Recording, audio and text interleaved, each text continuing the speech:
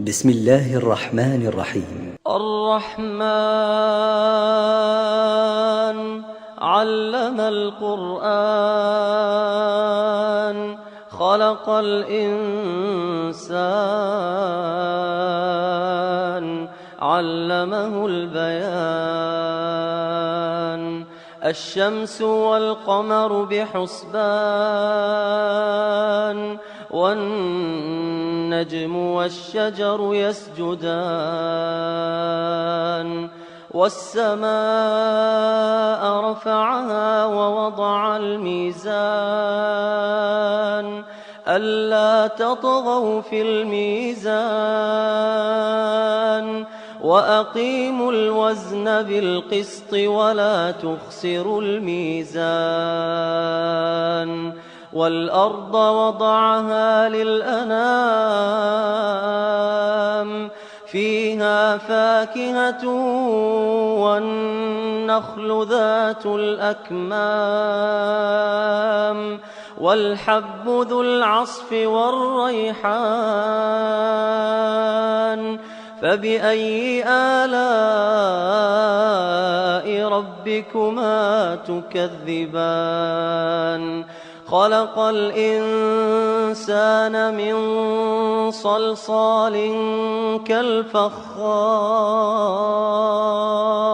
وخلق الجان من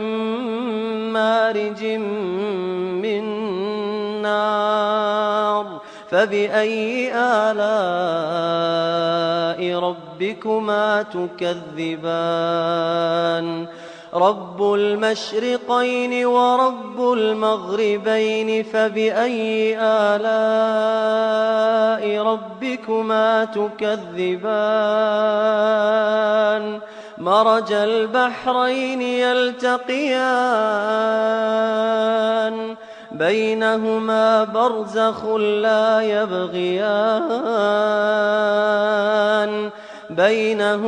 برزخ لا يبغيان فبأي آلاء ربكما تكذبان يخرج منهما اللؤلؤ والمرجان فبأي آلاء ربكما تكذبان وله الجوار المنشآت في البحر كالأعلام فبأي آلاء ربكما تكذبان كل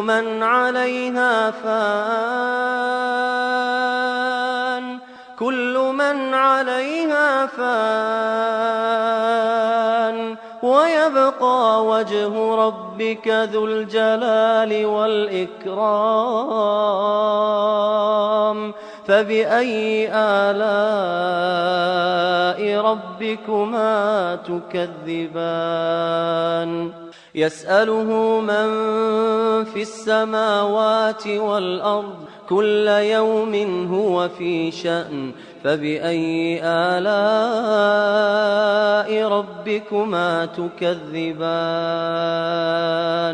سنفرغ لكم أيها الثقلان فبأي آلاء ربكما تكذبان يا معشر الجن والإنس إن استطعتم أن تنفذوا من أقطار السماوات والأرض فانفذوا لا تنفذون إلا بسلطان فبأي آلاء ربكما تكذبان يرسل عليكما شواظ من نار ونحاس فلا تنتصران فبأي آلاء ربكما تكذبان فإذا انشقت السماء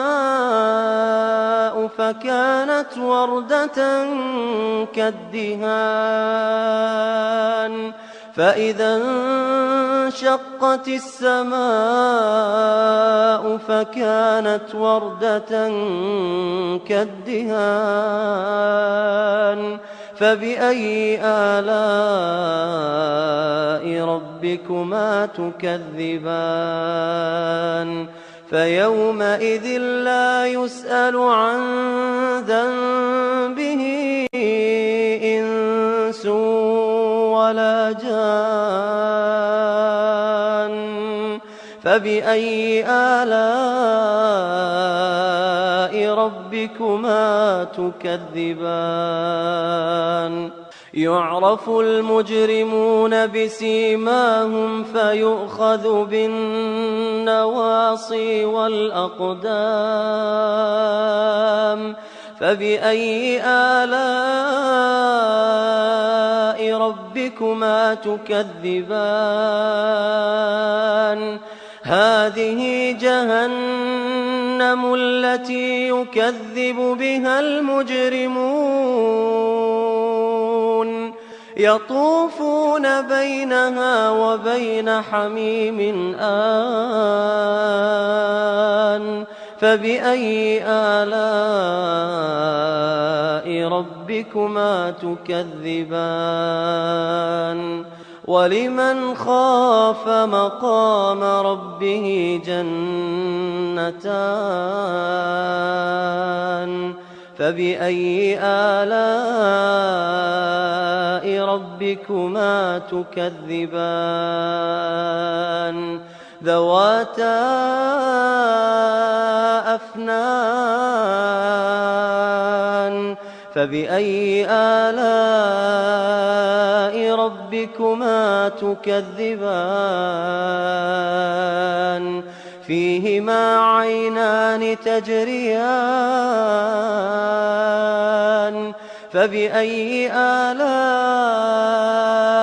ربكما تكذبان فيهما من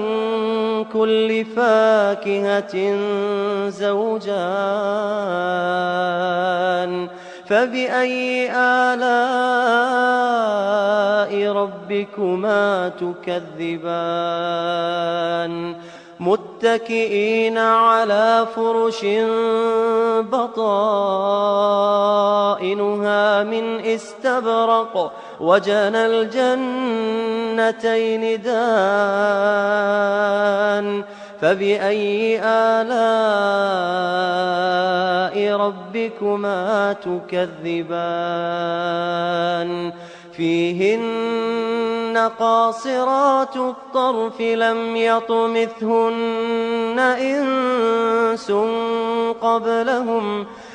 يطمثهن إنس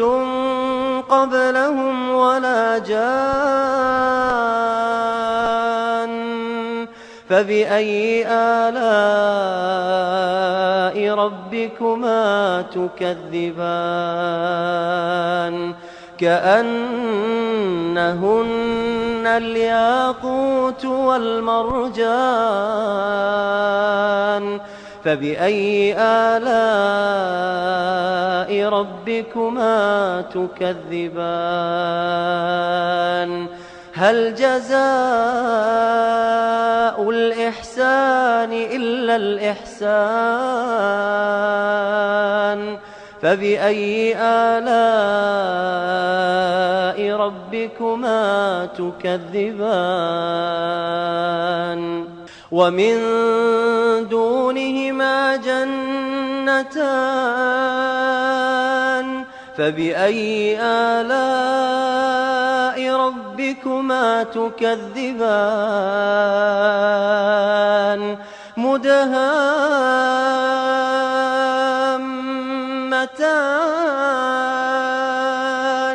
فبأي آلاء ربكما تكذبان فيهما عينان نضاختان فبأي آلاء ربكما تكذبان فيهما فاكهة ونخل ورمان فبأي آلاء ربكما تكذبان فيهن خيرات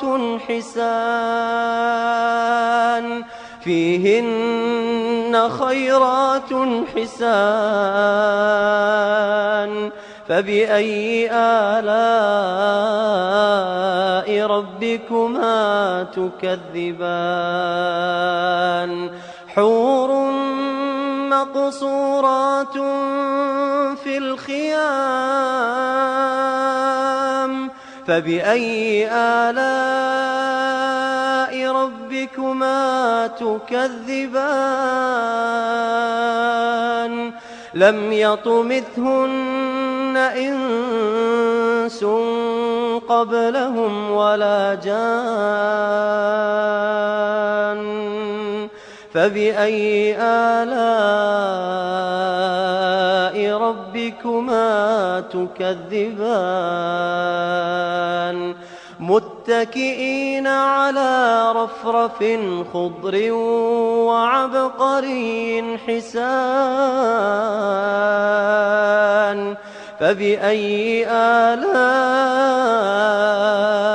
ربكما تكذبان تبارك اسم ربك ذي الجلال والإكرام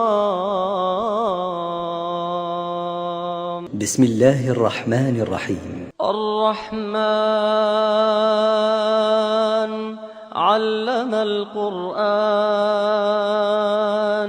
خلق الإنسان علمه البيان الشمس والقمر بحسبان والنجم والشجر يسجدان والسماء رفعها ووضع الميزان ألا تطغوا في الميزان وأقيموا الوزن بالقسط ولا تخسروا الميزان والأرض وضعها للأنام فيها فاكهة والنخل ذات الأكمام والحب ذو العصف والريحان فبأي آلاء ربكما تكذبان خلق الإنسان من صلصال كالفخار وخلق الجان من مارج من نار فبأي آلاء ربكما تكذبان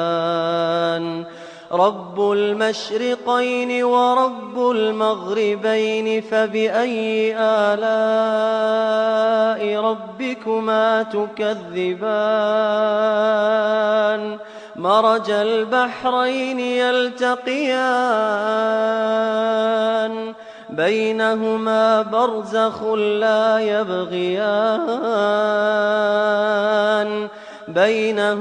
برزخ لا يبغيان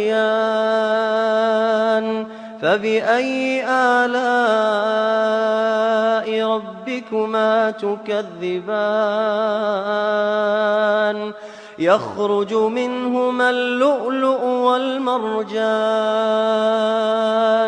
فبأي آلاء ربكما تكذبان وله الجوار المنشآت في البحر كالأعلام فبأي آلاء ربكما تكذبان كل من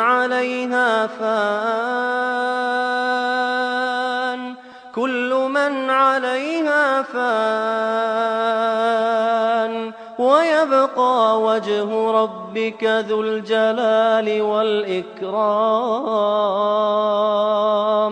فبأي آلاء ربكما تكذبان يسأله من في السماوات والأرض كل يوم هو في شأن فبأي آلاء ربكما تكذبان سنفرغ لكم أيها الثقلان فبأي آلاء ربكما تكذبان يا معشر الجن والإنس إن استطعتم أن تنفذوا من أقطار السماوات والأرض فانفذوا لا تنفذون إلا بسلطان فبأي آلاء ربكما تكذبان يرسل عليكما شواظ من نار ونحاس فلا تنتصران فبأي آلاء ربكما تكذبان فإذا انشقت السماء فكانت وردة كالدهان فإذا انشقت السماء فكانت وردة كالدهان فبأي آلاء ربكما تكذبان فيومئذ لا يسأل عن ذنبه إنس ولا جان فبأي آلاء ربكما تكذبان يعرف المجرمون بسيماهم فيؤخذ بالنواصي والأقدام فبأي آلاء ربكما تكذبان هذه جهنم التي يكذب بها المجرمون يطوفون بينها وبين حميم آن فبأي آلاء ربكما تكذبان ولمن خاف مقام ربه جنتان فبأي آلاء ربكما تكذبان ذواتا أفنان فبأي آلاء ربكما تكذبان فيهما عينان تجريان فبأي آلاء ربكما تكذبان فيهما من كل فاكهة زوجان فبأي آلاء ربكما تكذبان متكئين على فرش بطائنها من استبرق وجنى الجنتين دان فبأي آلاء ربكما تكذبان فيهن قاصرات الطرف لم يطمثهن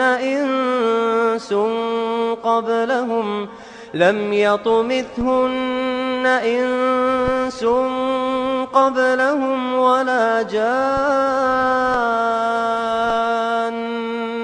فبأي آلاء ربكما تكذبان كأنهن الياقوت والمرجان فبأي آلاء ربكما تكذبان هل جزاء الإحسان إلا الإحسان فبأي آلاء ربكما تكذبان ومن دونهما جنتان فبأي آلاء ربكما تكذبان مدهامتان فبأي آلاء ربكما تكذبان فيهما عينان نضاختان فبأي آلاء ربكما تكذبان فيهما فاكهة ونخل ورمان فبأي آلاء ربكما تكذبان فيهن خيرات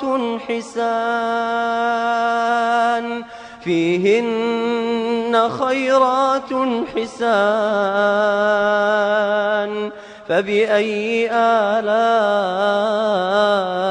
ربكما تكذبان حور مقصورات في الخيام فبأي آلاء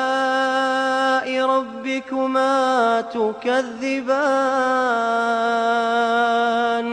لم يطمثهن إنس قبلهم ولا جان فبأي آلاء ربكما تكذبان متكئين على رفرف خضر وعبقري حسان فبأي آلاء ربكما تكذبان تبارك اسم ربك ذي الجلال والإكرام بسم الله الرحمن الرحيم الرحمن علم القرآن خلق الإنسان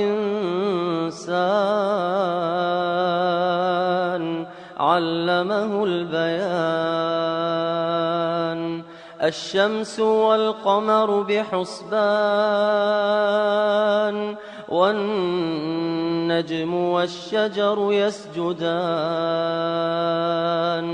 والسماء رفعها ووضع الميزان ألا تطغوا في الميزان وأقيموا الوزن بالقسط ولا تخسروا الميزان والأرض وضعها للأنام فيها فاكهة والنخل ذات الأكمام والحب ذو العصف والريحان فبأي آلاء ربكما تكذبان خلق الإنسان من صلصال كالفخار وخلق الجان من مارج من نار فبأي آلاء ربكما تكذبان رب المشرقين ورب المغربين فبأي آلاء ربكما تكذبان مرج البحرين يلتقيان بينهما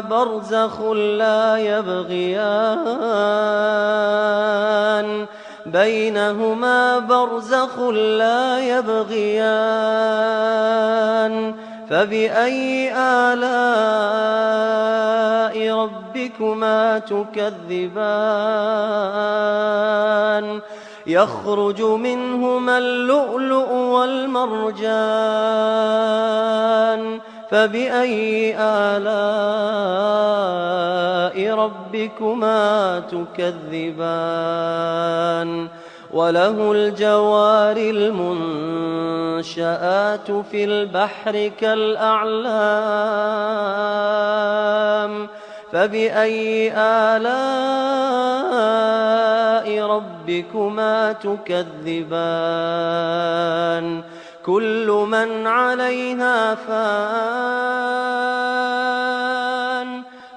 من عليها فان ويبقى وجه ربك ذو الجلال والإكرام فبأي آلاء ربكما تكذبان يسأله من في السماوات والأرض كل يوم هو في شأن فبأي آلاء ربكما تكذبان سنفرغ لكم أيها الثقلان فبأي آلاء ربكما تكذبان يا معشر الجن والإنس إن استطعتم أن تنفذوا من أقطار السماوات والأرض فانفذوا لا تنفذون إلا بسلطان فبأي آلاء ربكما تكذبان يرسل عليكما شواظ من نار ونحاس فلا تنتصران فبأي آلاء ربكما تكذبان فإذا انشقت السماء فكانت وردة كالدهان فإذا انشقت السماء فكانت وردة كالدهان فبأي آلاء ربكما تكذبان فيومئذ لا يسأل عن ذنبه إنس ولا جان فبأي آلاء ربكما تكذبان يعرف المجرمون بسيماهم فيؤخذ بالنواصي والأقدام فبأي آلاء ربكما تكذبان هذه جهنم التي يكذب بها المجرمون يطوفون بينها وبين حميم آن فبأي آلاء ربكما تكذبان ولمن خاف مقام ربه جنتان فبأي آلاء ربكما تكذبان ذواتا أفنان فبأي آلاء ربكما تكذبان فيهما عينان تجريان فبأي آلاء ربكما تكذبان فيهما من كل فاكهة زوجان فبأي آلاء ربكما تكذبان متكئين على فرش بطائنها من استبرق وجنى الجنتين دان فبأي آلاء ربكما تكذبان فيهن قاصرات الطرف لم يطمثهن إنس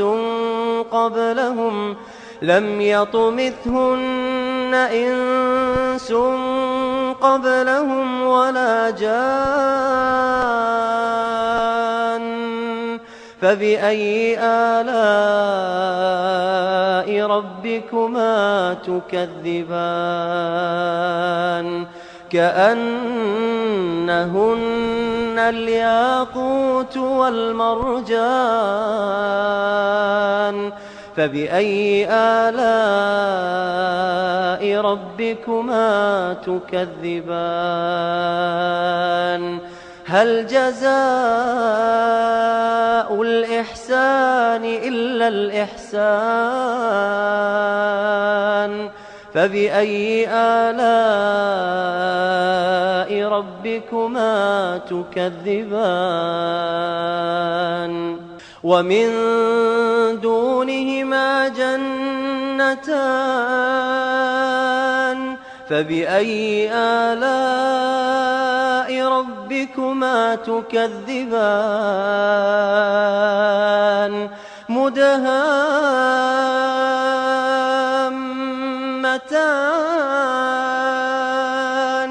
فبأي آلاء ربكما تكذبان فيهما عينان نضاختان فبأي آلاء ربكما تكذبان فيهما فاكهة ونخل ورمان فبأي آلاء ربكما تكذبان فيهن خيرات